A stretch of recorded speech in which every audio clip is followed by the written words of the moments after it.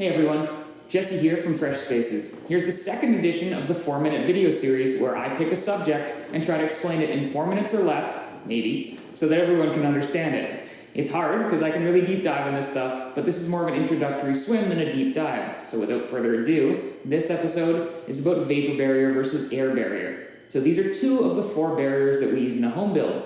The other 2 are weather barrier and thermal barrier, which I'll chat about some other time. I've picked vapor versus air barrier as they're often confused. Lots of the time, builders use one product to fulfill both roles despite them having different requirements. So the role, first of all, of vapor barrier is to control water vapor, which is invisible water that's suspended in the air. The role of the air barrier, on the other hand, is to control air leakage from your building. So you're probably all familiar with 6mm poly sheeting. This is the standard for vapor barrier.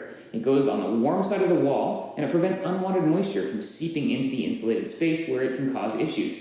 Now, over time, we've also realized the need for an air control layer, because air movement inherently sucks moisture into the walls as the air leaks. So, over time, we've adapted the poly sheeting into being airtight-ish with like caulking, tape, and staples. It's a system, and it works, mostly. But rather than build a new system on top of an old one that wasn't initially designed for it, it's kind of like trying to tow a boat with a smart car, the proper thing to do is ask, how can we do it better? How can we take both of those barriers that really have different requirements and do each one the best that it can be done? So first of all, with vapor barrier, it's basically sorted out. Moisture's pretty dumb, and without airflow, it won't actually flow into the walls, it won't find its way anywhere. So if we put up poly on the warm side of the wall, we can effectively say that wall has a great vapor barrier. You can't push water through poly. We've taken the vapor barrier right back to its effective, original state. It's not trying to do anything that it wasn't designed for and that it shouldn't do. Now, we can move to air barrier, which is a bit more complicated, but it still needs to just do one thing very well, and that needs to seal the house completely. It's kind of like a balloon. Every potential point is an air leakage spot. So if you put a little hole in this balloon, for instance, eventually all that air is just going to leak right out of it. So we're not confined to the inside and the warm side of the wall because we're not dealing with dew point, with air leakage. So remember that our target for air leakage is 100% sealed. If we have the air control layer on the inside of the wall, we're running into a myriad of little holes. We're running into light switches. We're running into outlets. We're running into like drywall screws, pot lights, all this stuff, and also all the full interior to exterior penetrations that we'll deal with on the outside anyway, like dryer ducts and plumbing vents and all this.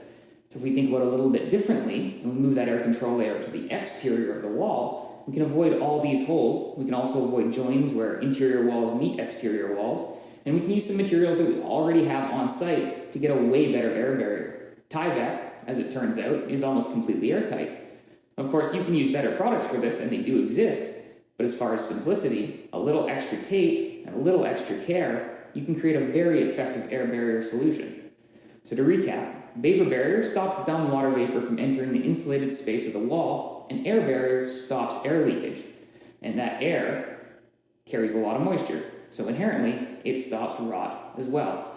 An air barrier has to be continuous or it's not effective, but a vapor barrier doesn't necessarily have to be. So before I go, I'll leave you with a little exercise that we do and that all builders should be able to do. So ask your builder if they can take a pen and they can draw a fully continuous air barrier around the entire house. Basically, I'm going to start. Put the pen on the little house plan, and I'm going to draw this very continuous air barrier the entire way through. And I'm going to join it all the way back down where it started. They should be able to do that. They should also be able to draw that air barrier through any of the details that they might have on site in order to demonstrate that it's going to be 100% continuous. Because if you don't have continuous air barrier, you're going to have air leakage. And if you have air leakage, you're going to have rot. So if this video helped you or could help someone you know, send it to them. And drop me a comment if you want to see anything specific explained. And if you want to chat more, feel free to come down to the office, grab a coffee, and we can chat for as long as you want.